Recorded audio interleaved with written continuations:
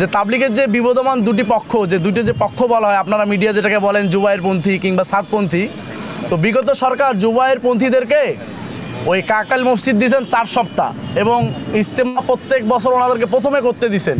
তো আমরা দেখতে পাচ্ছি বর্তমান সরকার ক্ষমতায় আসার পরে বিগত সরকারের সমস্ত সিদ্ধান্ত বাতিল করছেন, কিন্তু তাবলিগকে কেন্দ্র করে যে সিদ্ধান্ত নিয়েছিলেন সেইটা এখন পর্যন্ত বলবৎ রাখছেন। এটা যদি আসলে সরকার ওই মুহূর্তে ওনারা ক্ষমতায় আসার সঙ্গে সঙ্গেই বাতিল করতেন তো হয়তো 18 তারিখের ওই অনাকাঙ্ক্ষিত ঘটনাটি ঘটতো না।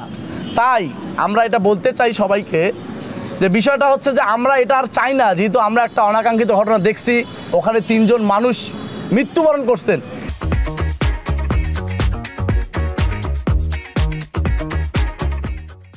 এবং এই বিভক্তি বা এই মতপার্থক্যের কারণে যে উত্তেজনা সৃষ্টি হয়েছে এর প্রভাব গোটা বাংলাদেশে পড়ছে, যার কারণে দেখা যাচ্ছে যে উভয় পক্ষের জামাত সমানভাবে দাওয়াতের কাজ করতে পারতেছে না।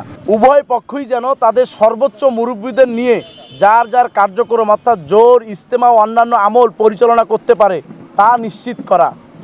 2 নম্বর, উভয় পক্ষের জন্য কাকরাইল মসজিদ, টঙ্গীর ময়দান ও দেশের প্রতিটি মসজিদে উভয় পক্ষের তাবলিগের আমলে সমতা নিশ্চিত করা এবং দেশের সাম্প্রদায়িক সম্প্রীতি ও শান্তি শৃঙ্খলা বজায় রাখার স্বার্থে উভয় পক্ষকে একে অপরের বিরুদ্ধে কোনো ধরনের উস্কানিমূলক বক্তব্য এবং কার্যক্রম থেকে বিরত রাখা এবং 2018 সাল থেকে 2024 সাল পর্যন্ত ঘটে যাওয়া সমস্ত অনাকাঙ্ক্ষিত হত্যাকাণ্ডের বিচার বিভাগীয় নিরপেক্ষ তদন্ত করে দৃষ্টান্তমূলক শাস্তির ব্যবস্থা করা হোক।